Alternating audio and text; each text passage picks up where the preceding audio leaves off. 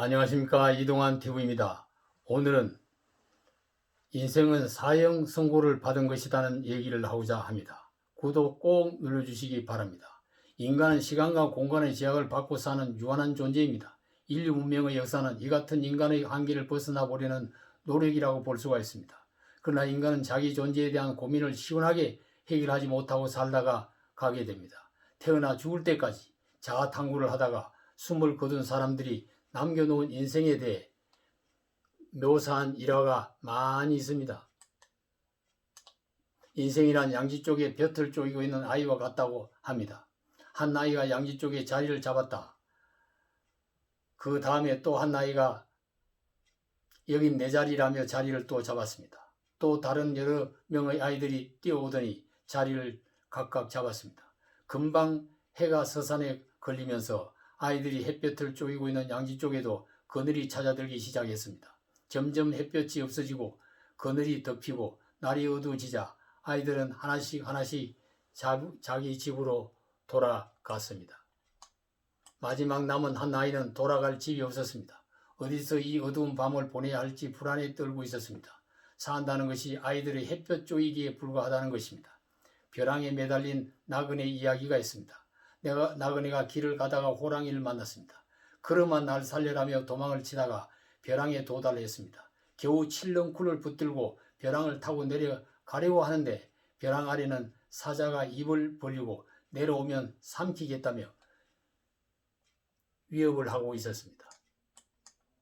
올라갈 수도 내려갈 수도 없는 처지인데 자신이 잡고 있는 칠렁쿨 뿌리를 자세히 보니 흰지와 검은지가 번갈아가며 뿌리를 밟고 있었습니다.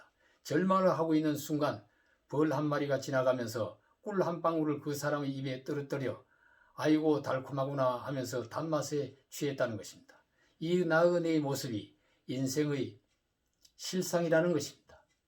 인간은 태어나기 전으로 갈 수 없고 죽어서 간다는 저 세상도 확인을 할 수 없는 처지에 흰지와 검은지로 비유한 것은 낮과 밤은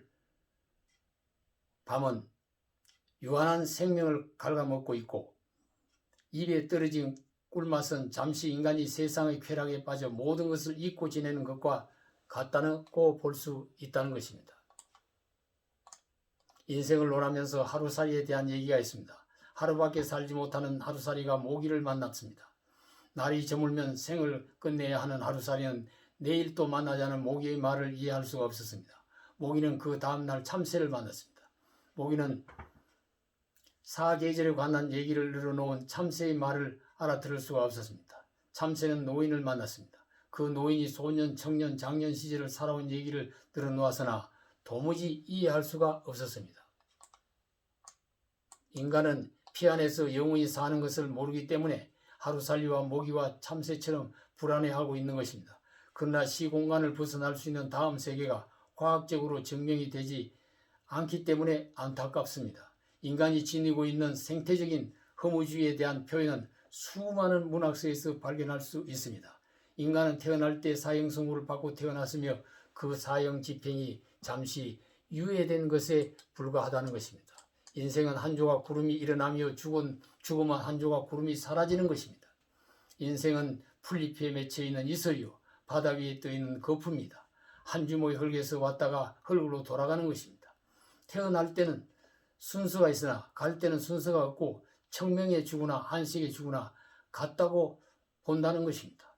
인간 생명의 유한성을 망각한 채 취생몽사하는 인생 태도보다는 인간의 한계를 정면으로 바라보고 주어진 시간을 치열하게 살아가다 보면 이 한계를 뛰어넘는 길을 발견할 수도 있을지 모르는 것입니다.